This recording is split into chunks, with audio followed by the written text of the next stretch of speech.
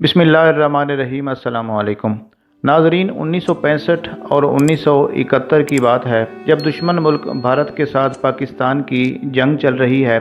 मुल्क भर की तरह रोशनियों का शहर कराची भी मुकम्मल तौर पर तारीकी में डूबा हुआ है। फिर भी एक मकाम ऐसा है जहां ब्लैक आउट के बावजूद रोशनी होती रहती है। देखने वालों को अपनी आंखों पर यकीन नहीं आता कि ज़हरी सिलसिला मुनक़ता हो जाने के बाद भी ये रोशनी आखिर किस तरह कायम है। इस रोशनी का मरकज़ क्लिफ्टन कराची के इलाके में वाक़ एक ऊंचा गुंबद है जो मीलों दूर फासले से भी साफ नज़र आता है। ये गुंबद उस मर्द जलील के मिज़ार मुबारक का है जिसे अहलियान पाकिस्तान हज़रत अब्दुल्ला शाह गाज़ी रहमतुल्लाह अलैह के नाम से जानते हैं। वाक़या कुछ इस तरह है कि 1971 में पाक भारत जंग जब छिड़ी तो दूसरे बड़े शहरों की तरह कराची में भी मुकम्मल ब्लैक आउट कर दिया गया। हज़रत अब्दुल्ला शाह गाज़ी रहमतुल्लाह अलैह के मिज़ार मुबारक के मुजावरीन ने भी हुकूमत के अहकाम के मुताबिक शाम होने से पहले ही एहतियातन बिजली के तमाम स्विच बंद कर दिए। मगरिब की अजान तक अमूमन फ़िज़ाओं में हल्का सा उजाला रहता है, इसलिए हाज़रीन और मुजावरीन को कोई ख़ास तब्दीली महसूस नहीं हुई। मगर जैसे ही मगरिब की अजान ख़त्म हुई, मिज़ार मुबारक के गुंबद का बड़ा बल्ब जल उठा। इमाम ने नमाज़ पढ़ाई। फिर जब नमाज ख़त्म हुई तो कुछ लोग बाहर से आए और उन्होंने इस बात की निशानदेही की कि मिज़ार मुबारक का बड़ा बल्ब जल रहा है। क्योंकि हज़रत अब्दुल्ला शाह गाज़ी रहमतुल्लाह अलैह का मिज़ार मुबारक काफ़ी बुलंदी पर वाक़ है, इसलिए अतराफ़ में रहने वालों को भी वो रोशनी साफ नज़र आ रही थी। फिर इसके बाद एक हलचल सी मच जाती है और लोग मिज़ार मुबारक की तरफ दौड़ पड़ते हैं। मुजावर हैरान और परेशान हैं कि बिजली के तमाम स्विच बंद हैं, फिर भी आखिर ये रोशनी कहाँ से आ रही है। आखिर में मेन कट आउट भी निकाल दिया जाता है, मगर गुंबद का बल्ब फिर भी जलता रहता है। ये एक खिलाफ अकल बात है और लोग इस पर सख्त हैरान हैं और उनको अपनी आंखों पर यकीन नहीं आ रहा। खुश अकीदा लोगों का ये कहना है कि ये अल्लाह के वली की करामत है, और करामत कहते भी उसी को हैं जो इंसानी अकल को आजिज़ कर दे। और नाज़रीन, जो औलिया की करामत होती है ये अम्बिया के मुजज़े की दलील होती है। इसके बाद फिर इस वाक़या की पूरे शहर में धूम मच जाती है। लोग कतार दर कतार घटा टोप अंधेरे में हज़रत अब्दुल्ला शाह गाज़ी रहमतुल्लाह अलैह की ये करामत देखने आते रहते हैं। जंगी सायरन बजते रहे और भारतीय फ़िज़ाइया के हवाई हमले भी जारी रहे। बहुत से लोगों को जो कि पुराने ज़माने के हैं, बुज़ुर्ग हैं, उनको याद होगा कि उसी जंग के दौरान भारतीय पायलटों ने आगरा ताज कॉलोनी की एक इमारत पर बम गिराया था और एक ऑयल रिफाइनरी को भी निशाना बनाया था, जिसके नतीजे में आग भड़क उठी थी। 1971 की जंग तकरीबन 15-16 दिन जारी रही थी। हिफाजत के तौर पर कराची में जंग बंदी के बाद भी कोई 2 से 3 हफ्ते ब्लैक आउट का सिलसिला जारी रखा गया। इसी तरह एक माह से ज़्यादा किसी ज़ाहरी वसीले या सिस्टम के बगैर हज़रत सैयद अब्दुल्ला शाह गाज़ी रहमतुल्लाह अलैह के मिज़ार का चिराग जलता रहा। अब जहाँ तक रोशनी के हवाले से इस किस्म के मुहय्यरुल अक़ूल वाक़यात का ताल्लुक़ है, तो पाक व हिंद की तारीख़ में ऐसी बेशुमार रोशनियाँ आपको नज़र आएंगी। मसलन आज से तकरीबन 800 साल पहले सुल्तान गयासुद्दीन बिलबन का लश्कर एक तवील व अरीज़ मैदान में खैमा जन था। यकायक इस पूरे इलाके को एक खौफनाक आंधी ने अपनी लपेट में ले लिया। बहुत से खैमे उखड़ गए और तमाम चिराग बुझ गए। हवा के इस तूफ़ान में कोई शमा और कोई फानूस अपना वजूद बरकरार नहीं रख सका, मगर फिर भी हज़ारों खैमों में से एक खैमा ऐसा था जिसके चिराग की लौ तक नहीं कांपी और वो अपनी पूरी तवानाई के साथ जलता रहा। ये खैमा मशहूर बुज़ुर्ग अलाउद्दीन साबिर कलियरी रहमतुल्लाह अलैह के खलीफा हज़रत शमसुद्दीन तुर्क पानीपती रहमतुल्लाह अलैह का था, जो उस वक्त सुल्तान गयासुद्दीन बलबन की फ़ौज में एक सिपाही की हैसियत से मुलाजिम थे। अब अगर 1971 की जंग में हज़रत सैयद अब्दुल्ला शाह गाज़ी रहमतुल्लाह अलैह के गुंबद मुबारक पर रोशनी होती रही तो अहले दुनिया को इस पर हैरत ज़दा नहीं होना चाहिए। हज़रत अब्दुल्ला शाह गाज़ी रहमतुल्लाह अलैह के गुंबद मुबारक पर बल्ब जलने का एक मफ़हूम ये भी है कि एक दिन जब सारे पावर हाउस फेल हो जाएंगे और तमाम बल्ब बुझ जाएंगे, लेकिन मर्द दुर्वेश का चिराग जलता रहेगा और मार्फत के कूचे में कभी अंधेरा नहीं होगा। हज़रत अब्दुल्ला शाह गाज़ी रहमतुल्लाह अलैह, जो कि पूरे पाकिस्तान और ख़ुसूसन सिंध और कराची के एक मारूफ़ और बरगुज़ीदा वलीउल्लाह हैं, آپ رحمۃ اللہ علیہ دوسری صدی ہجری کے ایک معروف بزرگ اور مجاہد تھے جن کی اکثر نمازیں شمشیروں کے سائے میں ادا ہوتی تھیں۔ حضرت عبداللہ شاہ غازی رحمۃ اللہ علیہ کے بارے میں تاریخی اعتبار سے دو روایتیں بڑی مشہور ہیں۔ پہلی روایت کے مطابق حضرت عبداللہ شاہ غازی رحمۃ اللہ علیہ دراصل عبداللہ بن نیہان ہیں جو گورنر عراق حجاج بن یوسف کے سپہ سالار تھے اور دیبل کی پہلی مہم میں مقامی ہندو سپاہیوں سے لڑتے ہوئے شہید ہو گئے تھے۔ دیبل قدیم سندھ کی مشہور بندرگاہ تھی اور بعض تحقیق کرنے والوں کے نزدیک کراچی ہی کا پرانا نام دیبل تھا۔ عبداللہ بن نیہان کی شہادت کی تفصیل کچھ اس طرح ہے کہ 91 ہجری میں عرب تاجروں کا ایک قافلہ راجہ سرندیپ جو کہ سری لنکا کا پرانا نام تھا اس کے راجہ کے قیمتی تحائف لے کر بصرہ جا رہا تھا۔ راجہ سرندیپ نے یہ تحائف عامل عراق حجاج بن یوسف کے لیے ارسال کیے تھے۔ جب عرب تاجروں کی کشتیاں دیبل کی بندرگاہ کے قریب پہنچیں تو سمندری لٹیروں نے ان کشتیوں پر حملہ کر کے ان پر قبضہ کر لیا اور بیشتر تاجروں کو قتل کر کے قیمتی تحفے راجہ طاہر کی خدمت میں پیش کر دیے گئے۔ اس وقت برہمن نسل کا ایک شخص داہر سندھ کا حکمران تھا اور سمندری لٹیرے اسی کی ساز باز سے تاجروں کا سامان لوٹا کرتے تھے۔ قیدی تاجروں میں سے ایک عرب لڑکی بھی تھی جس نے کسی نہ کسی طرح حجاج بن یوسف کے نام ایک خط لکھا جو کہ بڑا مشہور خط ہے جس میں صرف ایک ہی جانگداز جملہ تحریر تھا کہ جا حجاج اغثنی، اے حجاج میری مدد کو پہنچیں۔ عورت کی اس فریاد نے حجاج بن یوسف جیسے تند خو اور سخت مزاج انسان کی دنیا بدل ڈالی۔ اس نے بڑی مشکل سے خلیفہ ولید بن عبد الملک کو سندھ پر لشکر کشی کے لیے آمادہ کیا اور پھر اپنے جانباز سالار عبداللہ بن نیہان کی قیادت میں پہلی جنگی مہم دیبل یعنی سندھ کی طرف روانہ کی۔ عبداللہ بن نیہان برق رفتاری کے ساتھ دیبل پہنچے اور مقامی ہندو راجہ کی کثیر فوج سے نبرد آزما ہو گئے۔ مسلمان سپاہیوں کی کم تعداد اور دشوار گزار راستوں نے عبداللہ بن نیہان کو شدید دشواریوں میں مبتلا کر دیا۔ محاذ جنگ کے پیچ و خم سے ناواقف ہونے کے سبب عبداللہ بن نیہان دشمنوں کے نرغے میں آ گئے۔ وہ صفیں توڑ کر کئی بار نکلے مگر میدان جنگ سے فرار ہونا انہیں گوارا نہیں تھا۔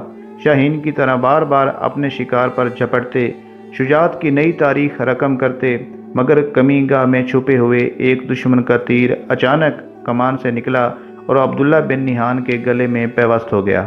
اسلام کا ایک غازی گھوڑے کی پشت سے سندھ کی خاک پر گرا، اللہ کی وحدانیت اور پیغمبر اسلام صلی اللہ علیہ وآلہ وسلم کی رسالت پر گواہی دی اور آخری بار آسمان کی طرف دیکھتے ہوئے کہا کہ اے اللہ، میں تیری رحمت سے مایوس نہیں ہوں، میرے اس حقیر نذرانہ جاں کو قبول فرمائیے اور اپنے ان جاں بازوں کو یہاں بھیج دیں جو اس بت کدے میں اذان دے سکیں۔ اس دعا کے ساتھ ہی عبداللہ بن نیہان کی آنکھیں بند ہو گئیں اور ایک مرد شہید کا مقدس خون خاک سندھ میں جذب ہو گیا۔ عبداللہ بن نیہان کی شہادت کا واقعہ 92 ہجری میں پیش آیا۔ اس کے بعد عبداللہ بن نیہان کے جسد مبارک کو ایک پہاڑی پر سپرد خاک کر دیا گیا۔ وہی پہاڑی موجودہ کلفٹن ہے اور 1328 سال پہلے بنائی جانے والی ایک عام سی پتھر کی قبر آج ایک شاندار مزار میں تبدیل ہو گئی ہے اور اسی مزار میں ابدی نیند سونے والے حضرت عبداللہ شاہ غازی رحمۃ اللہ علیہ دراصل عبداللہ بن نیہان ہیں۔ حضرت عبداللہ شاہ غازی رحمۃ اللہ علیہ کے سلسلے میں دوسری روایت اس طرح مشہور ہے کہ آپ صوبہ سندھ کے سب سے قدیم بزرگ ہیں اور آپ کا اسم گرامی سید عبداللہ ہے اور کنیت الاشتر۔ آپ کے والد ماجد کا نام سید محمد تھا جو تاریخ میں نفس زکیہ کے نام سے زیادہ مشہور ہیں۔ حضرت عبداللہ شاہ غازی رحمۃ اللہ علیہ کا سلسلہ نسب 5ویں پشت میں حضرت علی رضی اللہ تعالی عنہ سے مل جاتا ہے اور آپ حضرت امام حسن رحمۃ اللہ علیہ کی اولاد میں سے ہیں اور اسی لیے آپ حسنی سید کہلاتے ہیں۔ آپ کی ولادت مدینہ منورہ میں ہوئی۔ 98 ہجری آپ کا سال ولادت ہے اور حضرت سید عبداللہ رحمۃ اللہ علیہ کی تربیت آپ کے والد محترم حضرت محمد نفس زکیہ رحمۃ اللہ علیہ کی زیر نگرانی ہوئی۔ دوسری صدی ہجری کے آغاز میں بنو امیہ کی خلافت ختم ہو چکی تھی اور اب بنو عباس کا خلیفہ منصور تخت خلافت پر متمکن تھا۔ حضرت محمد نفس زکیہ علوی ہونے کے سبب خلافت کو اپنی میراث یا خاندانی حق سمجھتے تھے۔ اپنے اسی حق کو حاصل کرنے کے لیے حضرت نفس زکیہ رحمۃ اللہ علیہ نے تحریک خلافت کا آغاز کیا ان کے چھوٹے بھائی حضرت ابراہیم بن عبداللہ رحمۃ اللہ علیہ اسی مقصد کے لیے بصرہ منتقل ہو چکے تھے اور زور و شور سے تبلیغ کر رہے تھے کہ خلافت صرف علویوں کا حق ہے۔ اس تحریک کو مزید تقویت دینے کے لیے نفس زکیہ رحمۃ اللہ علیہ نے 138 ہجری میں اپنے صاحبزادے حضرت سید عبداللہ کو ان کے چچا کے پاس بصرہ بھیج دیا۔ حضرت ابراہیم رحمۃ اللہ علیہ نے اپنی تحریک کو مزید وسعت دینے کے لیے حضرت سید عبداللہ کو سندھ روانہ کر دیا۔ اس وقت سندھ میں مضبوط اسلامی حکومت قائم ہو چکی تھی۔ حضرت سید عبداللہ خراسان سے ہوتے ہوئے سندھ کے مضافاتی علاقے میں داخل ہوئے۔ اس وقت آپ کی عمر مبارک 40 سال تھی۔ حضرت سید عبداللہ نے سندھ کے ساحلی علاقے بدین کو اپنی تبلیغی سرگرمیوں کا مرکز بنایا۔ آپ پہلے 20,000 مریدین کے ساتھ بصرہ سے کوفہ پہنچے۔ وہاں آپ نے بہت سے عربی گھوڑے خریدے اور گھوڑوں کے تاجر کی حیثیت سے سندھ میں داخل ہوئے۔ تاجر کے لباس میں ہونے کے باعث خلیفہ منصور کے گورنر نے حضرت سید عبداللہ پر کوئی خاص توجہ نہیں دی اور آپ آسانی کے ساتھ سندھ میں داخل ہو گئے اور خفیہ طور پر علوی خلافت کی تبلیغ زور و شور سے کرنے لگے۔ اس وقت عمر بن حفص سندھ کا گورنر تھا۔ جب سید عبداللہ کی تبلیغ کا حلقہ وسیع ہونے لگا تو حکومت کے ایک مخبر یعنی جاسوس نے عمر بن حفص سے رازدارانہ لہجے میں کہا کہ گھوڑوں کی تجارت تو محض ایک بہانہ ہے، جبکہ سید عبداللہ رحمۃ اللہ علیہ بڑی خاموشی کے ساتھ اپنے والد نفس زکیہ کی خلافت کے لیے سندھ میں زمین ہموار کر رہے ہیں۔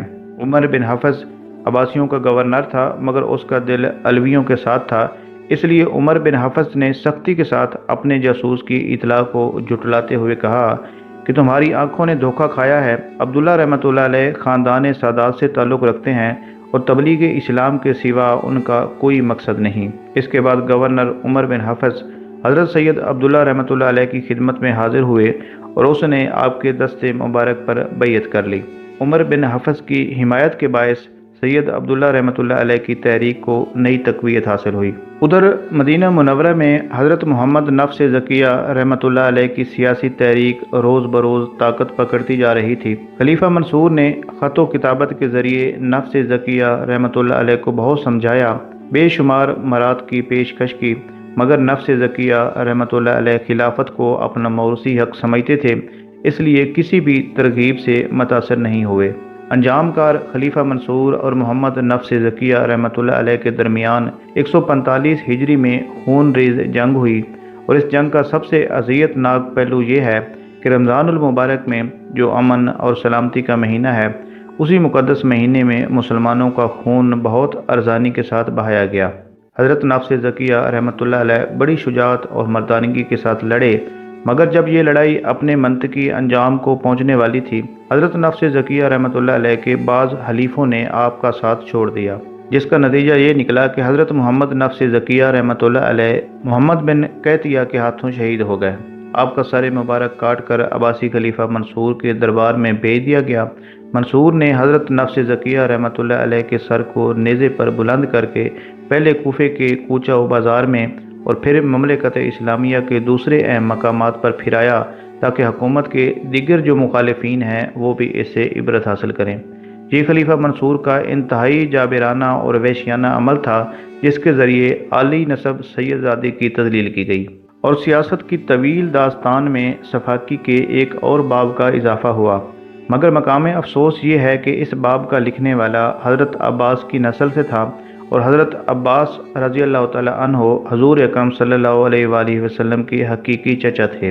حضرت نفس زکیہ رحمۃ اللہ علیہ کے خطرے سے نجات حاصل کرنے کے بعد خلیفہ منصور ان کے چھوٹے بھائی حضرت ابراہیم کی طرف متوجہ ہوا، جو حضرت نفس زکیہ رحمۃ اللہ علیہ کے نام پر بصرہ میں لوگوں سے بیعت لے رہے تھے اور روز بروز ان کی طاقت بڑھتی جا رہی تھی۔ آخرکار دونوں فوجیں امضاء کے مقام پر ایک دوسرے کے مقابل صف آرا ہوئیں۔ یہ ذی الحجہ 145 ہجری کا واقعہ ہے۔ حضرت ابراہیم رحمۃ اللہ علیہ کے ساتھ 1,00,000 جانثار تھے۔ خلیفہ منصور کے لشکر کی قیادت سالار بن عیسیٰ بن موسیٰ کر رہا تھا۔ حضرت ابراہیم کے پہلے حملے میں عیسیٰ کی فوج کا ایک بڑا حصہ تباہ ہو گیا۔ عیسیٰ بن موسیٰ نے بڑی احتیاط اور منصوبہ بندی کے ساتھ دوسرا حملہ اتنی شدت سے کیا کہ بساط جنگ ہی الٹ گئی۔ حضرت ابراہیم رحمۃ اللہ علیہ کی فوج کے قدم اکھڑ گئے اور آپ 600 جانثاروں کے ساتھ نہایت استقامت اور شجاعت کے ساتھ لڑتے رہے۔ ناگہاں دشمن کا ایک تیر حضرت ابراہیم رحمۃ اللہ علیہ کی گردن میں پیوست ہو گیا۔ آپ لڑکھڑاتے ہوئے گھوڑے کی پشت سے زمین پر گرے اور اپنی زبان سے یہ تاریخی الفاظ ادا کیے کہ میں کچھ چاہتا تھا اور اللہ کی مرضی کچھ اور تھی۔ آخر حضرت نفس زکیہ رحمۃ اللہ علیہ کی طرح حضرت ابراہیم کا سر کاٹ کر خلیفہ منصور کے دربار میں بھیج دیا گیا۔ اس المناک واقعے کا ایک پہلو یہ بھی ہے کہ جب حضرت نفس زکیہ رحمۃ اللہ علیہ اور حضرت ابراہیم منصور کے خلاف صف آرا تھے، اس وقت ان کے والد محترم حضرت عبداللہ بن حسن رحمۃ اللہ علیہ منصور کی قید میں بدترین مظالم برداشت کر رہے تھے۔ جب دونوں بیٹے خاک و خون میں نہا گئے تو حضرت عبداللہ بن حسن رحمۃ اللہ علیہ کو بھی قتل کر دیا گیا۔ محترم ناظرین، یہاں یہ بات بھی واضح رہے کہ حضرت عبداللہ بن حسن رحمۃ اللہ علیہ امام اعظم ابو حنیفہ رحمۃ اللہ علیہ کے استاد گرامی بھی تھے۔ چند ماہ بعد ایک تاجر بحری جہاز کے ذریعے سندھ پہنچا۔ وہ گورنر عمر بن حفص کی بیوی کا خط لے کر آیا تھا، جس میں حضرت نفس زکیہ رحمۃ اللہ علیہ اور حضرت ابراہیم رحمۃ اللہ علیہ کی شہادت کی خبر تھی۔ سادات سے قلبی تعلق ہونے کے باعث عمر بن حفص بہت رویا۔ پھر اس نے حضرت سید عبداللہ رحمۃ اللہ علیہ کی خدمت میں حاضر ہو کر دلی تعزیت پیش کی۔ باپ اور چچا کا قتل ایک سانحہ عظیم تھا، مگر حضرت سید عبداللہ رحمۃ اللہ علیہ نے بڑے صبر اور استقلال کے ساتھ اس صدمے کو بھی برداشت کیا، مگر علوی تحریک کا وہ چراغ جسے سندھ میں روشن رکھنے کی کوشش کی گئی تھی، اب وہ تیز ہواؤں کی زد میں تھا۔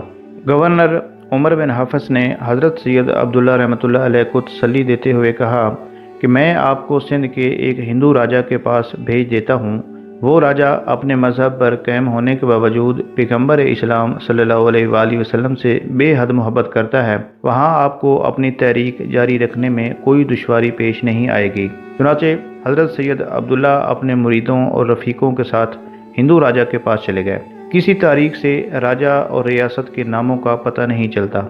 ہندو راجا نے حضرت سید عبداللہ رحمۃ اللہ علیہ کو شہزادوں کی طرح رکھا، نتیجتاً آپ کی تحریک کامیابی کے ساتھ جاری رہی۔ پھر ایک دن خلیفہ منصور پر یہ راز فاش ہو گیا کہ نفس زکیہ رحمۃ اللہ علیہ کے بیٹے حضرت سید عبداللہ رحمۃ اللہ علیہ سندھ میں ہیں اور عباسی خلافت کے لیے خطرہ بنتے جا رہے ہیں۔ چنانچہ منصور نے فوری طور پر عمر بن حفص کو تبدیل کر کے افریقہ بھیج دیا اور اس کی جگہ ہشام بن عمر کو سندھ کا گورنر مقرر کر دیا۔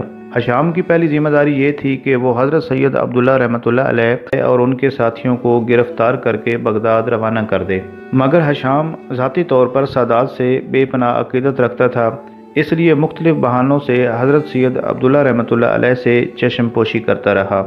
اتفاق سے اسی زمانے میں سندھ کے ایک علاقے میں بغاوت کے آثار نمایاں ہوئے۔ یہ علاقہ اس ہندو راجا کی ریاست کے بالکل قریب تھا جہاں حضرت سید عبداللہ رحمۃ اللہ علیہ مقیم تھے۔ ہشام نے اپنے بھائی صفی کو بغاوت کو چلنے کے لیے روانہ کیا۔ جب وہ فسادی علاقے کے قریب پہنچا تو اسے کچھ سوار نظر آئے۔ یہ حضرت عبداللہ رحمۃ اللہ علیہ تھے جو اپنے ساتھیوں کے ہمراہ دریائے سندھ کے کنارے شکار کھیلنے کی غرض سے آئے ہوئے تھے۔ اب یہاں پر انہیں دیکھنے کے بعد صفی نے باغیوں کا دستہ سمجھ کر ان پر حملہ کر دیا۔ حضرت عبداللہ رحمۃ اللہ علیہ اور ان کے تمام ساتھی بڑی شجاعت اور بہادری سے لڑے، مگر صفی کی فوج کا مقابلہ نہیں کر سکے اور علوی تحریک کے تمام علم بردار اپنے ہی خون میں نہا گئے۔ جب ہشام کو یہ المناک خبر ملی تو وہ اپنا دل پکڑ کر بیٹھ گیا اور اس کی زبان سے ادا ہونے والے یہ تعصف آمیز کلمات تاریخ کا حصہ بن کر رہ گئے۔ اس نے کہا کہ قدرت کے فیصلے کو کوئی نہیں ٹال سکتا۔ اس کے بعد منصور کے حکم سے ہشام نے ہندو راجا کی ریاست پر حملہ کر دیا۔ ایک خون ریز جنگ کے بعد راجا نے شکست کھائی۔ حضرت سید عبداللہ رحمۃ اللہ علیہ کی بیوی اور صاحبزادے سید محمد راجا کی پناہ میں تھے۔ ہشام نے ان دونوں کو خلیفہ منصور کے پاس بغداد بھیج دیا۔ بعد میں منصور نے ان دونوں محترم ہستیوں کو ان کے آبائی وطن مدینہ منورہ روانہ کر دیا۔ ہشام کے حملے کے وقت ہندو راجا کی ریاست میں حضرت سید عبداللہ رحمۃ اللہ علیہ کے 400 معتقدین بھی موجود تھے۔ ان میں سے اکثر مارے گئے اور جو بچ گئے تھے وہ ادھر ادھر منتشر ہو گئے۔ حضرت عبداللہ شاہ غازی رحمۃ اللہ علیہ کا نہ تو جنگ کا ارادہ تھا اور نہ آپ نے اس میں پہل کی۔ مسلمانوں کی آپس کی خون ریزی کو آپ پسند بھی نہیں کرتے تھے، مگر جب صفی کی فوج نے حلہ بول دیا تو آپ اپنے مریدوں کے ساتھ میدان جنگ میں کود گئے۔ और इस तरह दुश्मन पर टूट पड़े कि दुश्मन के कदम उखड़ने लगे। इतने में किसी जालिम की तलवार आपके सर मुबारक पर पड़ी और आप जख्मों से निडाल होकर ज़मीन पर गिर पड़े। मगर लड़ाई का नक्शा कुछ इस किस्म का हुआ कि दुश्मन की फ़ौज हवास बाख्ता होकर भाग खड़ी हुई और उस वक्त जो मुरीद बच गए थे उन्होंने आपके जिस्म को हाथ लगा कर देखा तो आपकी रूह कब्ज़ से अंसरी से परवाज़ कर चुकी थी। फिर मुरीदों ने आपको अपने कब्ज़े में ले लिया और इस ख्याल से कि दुश्मन की फ़ौज पलट कर वापस ना आ जाए, आपकी नाश मुबारक को लेकर करीबी झाड़ियों में रुपोश हो गए। फिर जब इत्मीनान हुआ तो आपकी लाश लिए जंगलों वादियों में से होते हुए साहिल पर एक छोटे से गांव में पहुंचे। वहां करीब ही एक पहाड़ था जिसके ऊपर ले जाकर आपके जस्ते खाकी को कब्र के सपुर्द कर दिया। ये वाक़या 151 हिजरी का है। 20वीं सदी के अवाइल तक ये मीज़ार एक रेतले पहाड़ी टीले पर एक छोटी सी कुटिया की शक्ल में वाक़ था। मीज़ार की तामीर और तोसी मीज़ार के उस वक्त के मुतवल्ली और सेवन शरीफ से ताल्लुक़ रखने वाले कलंदरी सिलसिले के सूफ़ी बुज़ुर्ग सैयद नादिर अली शाह ने की। मीज़ार की मशहूर इमारत, उसकी सीढ़ियाँ, जामे मस्जिद, लंगर खाना, कवाली हाल और मेहमान खाना उन्हीं की ज़ेर निगरानी तामीर किए गए। मीज़ार का सब्ज़ और सफ़ेद दारीदार गुंबद कराची की शनाख्त बना। ये मीज़ार हर फ़िरके, हर नस्ल और मुआशरे के तमाम तबकात से ताल्लुक़ रखने वाले लोगों की तवज्जो का मरकज़ है। लंगर का 2 वक्त का मुफ्त खाना, कवाली मीज़ार की सरगर्मियों का लाजमी हिस्सा करार पाईं। अरसा दराज तक दरबार के इंतज़ामात मुर्शिद नादिर अली शाह के ज़ेर निगरानी चलते रहे। 1962 में महकमा औकाफ ने मीज़ार का इंतज़ामी कंट्रोल संभाला और सन 2011 में इस मीज़ार को एक पाकिस्तानी तामीराती कंपनी यानी बैरिया टाउन के हवाले कर दिया गया, जिसने मीज़ार के बैरूनी हिस्से की असर नौ तामीर की। नाज़रीन, अगर हज़रत अब्दुल्ला शाह गाज़ी रहमतुल्लाह अलैह की करामात का जिक्र करें तो हज़रत अब्दुल्ला शाह गाज़ी रहमतुल्लाह अलैह की सबसे बड़ी करामत समंदर के करीब मीज़ार के नीचे मीठे पानी का चश्मा है, जो आपकी चीलागाह में भी मौजूद है। लोग दूर दराज से आते हैं और ये पानी पीकर शफा याब होते हैं। आपके मीज़ार पर आने वाले ज़ायरीन में हर अकीदे के अफराद शामिल होते हैं। यहाँ आने वाले ज़ायरीन का कहना है कि उन्हें यहाँ आकर दिल को तक़वियत मिलती है और उनकी मुरादें पूरी होती हैं। हज़रत अब्दुल्ला शाह गाज़ी रहमतुल्लाह अलैह का उर्स मुबारक हर साल 21 ज़िलहिज्जा को क्लिफ्टन कराची में बड़ी शान और शौकत से मनाया जाता है। तो मोहतरम नाज़रीन कराम, हज़रत अब्दुल्ला शाह गाज़ी रहमतुल्लाह अलैह के ये हालात और वाक़यात थे जो हमने आपकी खिदमत में पेश किए। उम्मीद है आपको ये वीडियो पसंद आई होगी। इसे लाइक करें, अपने दोस्तों के साथ शेयर करें।